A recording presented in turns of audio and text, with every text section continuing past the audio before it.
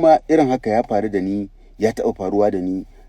Akwai producer Salim Maidu, mai fim ɗin Halimatu, mai fim ɗin Agola, mai fim ɗin Rana Dubu, mai fim ɗin Alfarma. Wannan fim ɗin din ni na masa. Agola ne ma na ƙarshe, a nan ne inda wannan abin da zan faɗa ya faru tsakaninmu. Na yi shedul ɗin fim ɗinsa Agola za mu yi aiki. Sai da ya zo ya ma sa date ɗin akan za mu tafi aikin. To sai muka tafi muna yin Matan Gida season 1. Muna season 1 na Matan Gida, sai aka saka date ɗin season 2. Date ɗin season 2 na Matan Gida zai kama da in muka fara season 2 na Matan Gida sai mun yi kwana 10, sannan date ɗin Agola shi kuma zai kama. Muna da fahimta sosai da shi. Na ɗau waya na kira shi, yana ina ya gaya min, na je na same shi da ni da shi da daraktan da zai yi fim ɗin shi Agola, Alfazazi.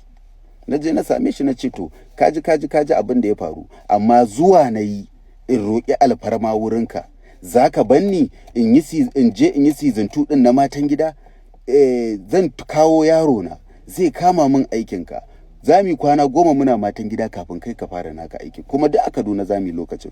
Na ce idan muka gama Matan Gida lokaci zai rage da dama, akwai kwanaki da za su rage na aikin Agola wanda ni kuma zan shigo sai mu karasa tare. Na ce alfarma nake nema, in baka yadda ba na ji zan tsaya in yi Agola. Da farko ya nuna ya shiru irin ya ji abin, amma daga baya ce ya yadda babu matsala. Shi wannan Salim Maidun da na gaya muku shi ne mutumin da muna yin shooting ɗin fim ɗinsa Rana Dubu.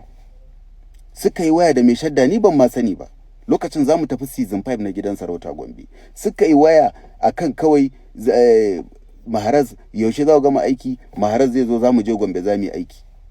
Suka gama magana, kuma ni na san a yanda suka yi maganar, shi wannan fim ɗin da muke na ɗan Hisba, ita tafiyar za ta kama ranar Juma'a, za a fara aiki Asabar. Shi kuma wannan aikin da muke yi a lokacin da aka kira da ranar Alhamis, shi aikin ɗan Hisba, shi aikin Salim Maidu ɗin ba zai ɗauke mu ba, ba za mu gama ba har sai ya ɗauke mu zuwa ranar Litinin.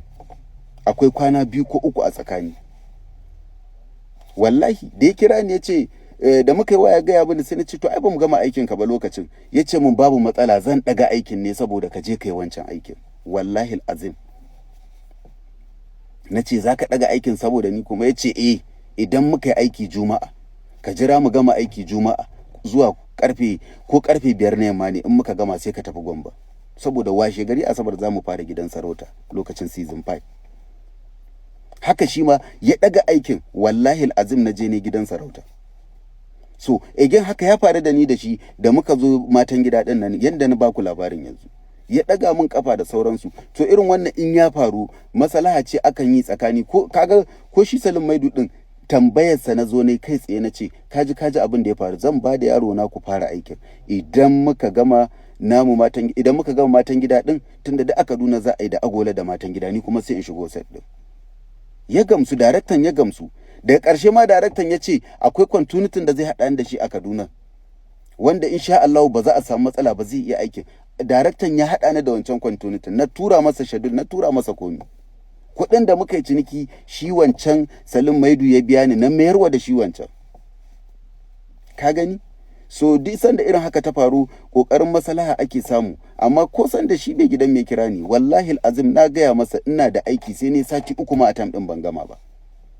Kuma idan wani daban ne ma ya kirawo ni ya yi min tallan, zan ce mai kai tsaye ban da lokaci. Amma shi sai na fito na gaya masa shadul ɗina ma.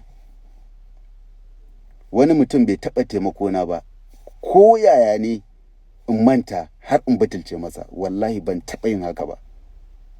Ban taɓa yin haka ba. Ba a masana'antar Kannywood ba, tun da na taso a rayuwata. Duk ƙanƙantar abin da ka yi ka kyautata mun, wallahi in na kalle ka ina tuna abin.